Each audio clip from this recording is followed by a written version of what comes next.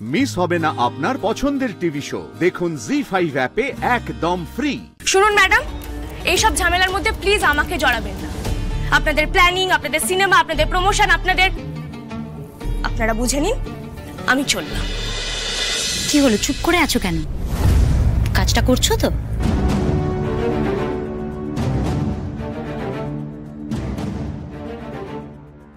না ম্যাডাম,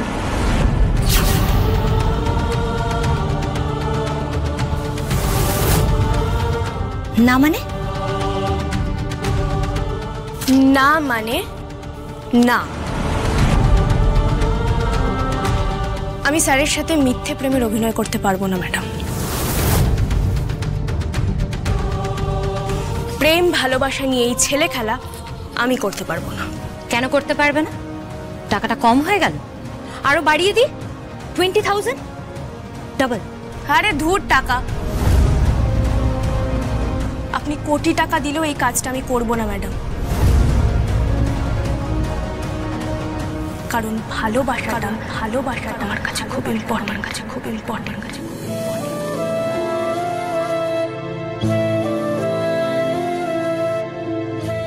যার জীবন থেকে একবার ভালোবাসা চলে যায় সেই বোঝে এটা দুঃখ।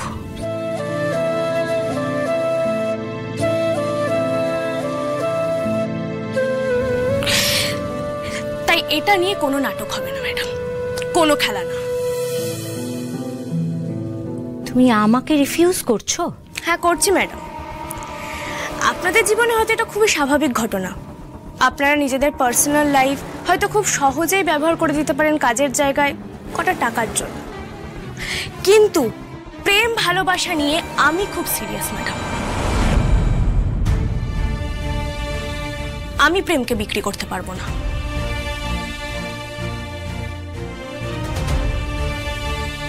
আমি কারোর সাথে প্রেমের অভিনয়ও করতে পারবো না। কাউকে আমি যদি কোনোদিন ভালোবাসি তার সাথেই প্রেমটা করব, তাকেই ভালোবাসবো, নাহলে ওই রাস্তায় আমি হাঁটবই না। তাই আপনাদের এই ঝুট ঝামেলার মধ্যে আমি নেই, ক্ষমা করবেন। শোনো, ভালোবাসা নিয়ে আমাকে জ্ঞান দিতে এসো না। আমিও সিরিয়াস রিলেশনশিপে আছি শক্কর সাথে। হবে হয়তো, সেটা নিয়ে তো আমি কিছু বলছি না, কিন্তু এই কাজটা আমি করতে পারবো না ম্যাডাম। তুমি এত বড় অফারটা ফিরিয়ে দিচ্ছ? এইটুকু কাজের জন্য এতগুলো টাকা কোথায় পাবে তুমি? সেদের ডেকে এনেছি বলে তুমি কি মাথায় উঠে গেছো? বোঝো টাকার মর্ম, বোঝো তুমি? এই দাঁড়ান, দেখেছেন তো, আপনি কিন্তু আবার আমার সাথে গলা তুলে কথা বলছেন। শুনুন ম্যাডাম, আমি গরিব, আমার থেকে ভালো কেউ টাকার মর্ম বুঝবে না, কিন্তু আমি খেটে খাওয়া মানুষ। খেটে আমি যতটুকু টাকা উপার্জন করব তাতেই আমার সংসার চলে যাবে। তার জন্য আমার ভালোবাসা নিয়ে লোকের সামনে মিথ্যে বলবো, তার বিনিময়ে টাকা পাবো, সেই টাকা আমাদের মতো খেটে খাওয়া মানুষের সইবে না ম্যাডাম। এই টাকাটা আপনার কাছেই রাখুন।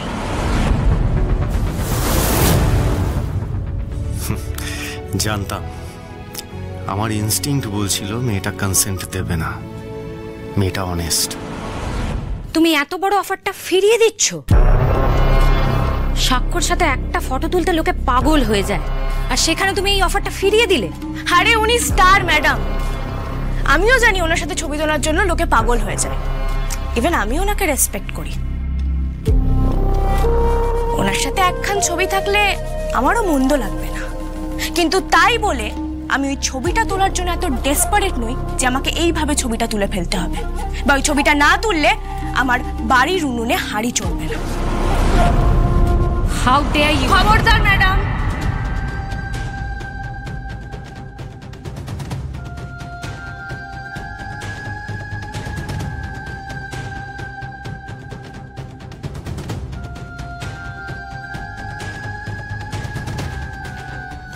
একদম গলা তুলে কথা বলবেন না।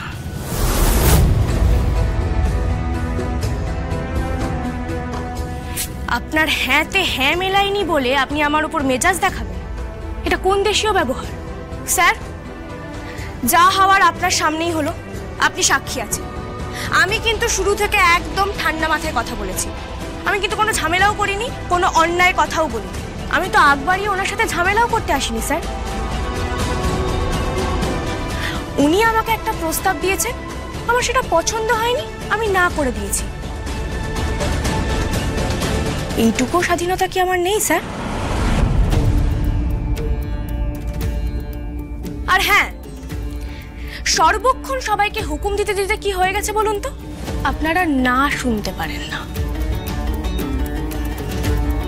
কেউ যদি না বলে সাথে সাথে তেলে বেগুনে জ্বলে ওঠেন, ইগো হার্ট হয়ে যায় আপনাদের। শুনুন ম্যাডাম, এইসব ঝামেলার মধ্যে প্লিজ আমাকে জড়াবেন না। আপনাদের প্ল্যানিং, আপনাদের সিনেমা, আপনাদের প্রমোশন, আপনারা বুঝে নিন, আমি চললাম।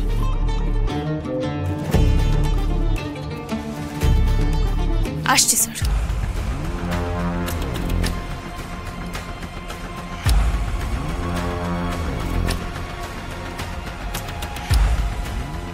মেয়েটার সাহস দেখলে? কি মধু, চ্যালেঞ্জে হেরে গেলে তো? আমি তো তোমাকে বলেইছিলাম সবাইকে টাকা দিয়ে কেনা যায় না। যে মেয়ে নিজের দিদির তানপুরা ভাঙতে দেয়নি, আমাদের শুটিং ক্যান্সেল করিয়ে দিয়েছিল, সেই মেয়ে যে টাকার অফারে এইরকম একটা কন্ট্রোভার্সিতে নিজেকে জড়াবে না, এটা এক্সপেক্টেড ছিল। তোমার ওকে বুঝতে ভুল হয়েছে মধু।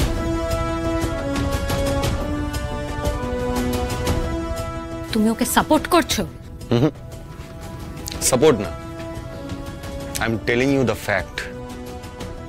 তুমি যদি ওকে কনভিন্স করতে পারতে তাহলে তো আমার কিছু বলার ছিল না, সেটা তো আমি বলেইছি তোমাকে। আর এটাও বলেছিলাম যে কনসেন্ট না থাকলে আমাদের প্ল্যানটা ড্রপ করতে হবে। So think something different. মানে তোকে ডেকে নিয়ে গিয়ে ওইসব কথাগুলো বললো তোকে? হ্যাঁ, কি অদ্ভুত ভাবো তো কাকু, আমি ওদের সাথে পাশে থাকি না, অথচ ডেকে ডেকে উস্কাবে। আবার আমি কিছু বলতে গেলে আমি ঝগড়ুটি। তাই আমি স্যারের সামনে সবকিছু ক্লিয়ার করে এসেছি। বলো ঠাম্মি, আমি ঠিক করেছি কিনা?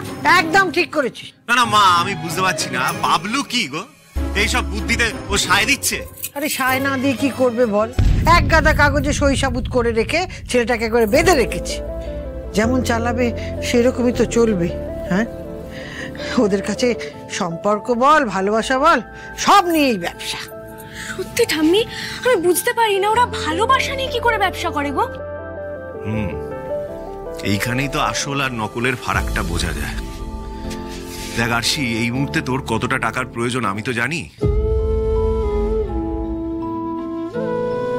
তারপরেও তুই অতগুলো টাকা ওদের মুখের উপর ফেরত দিয়ে চলে এলি। ভালোবাসা বিক্রি নেই, এর চেয়ে দামি কথা আর হয় না।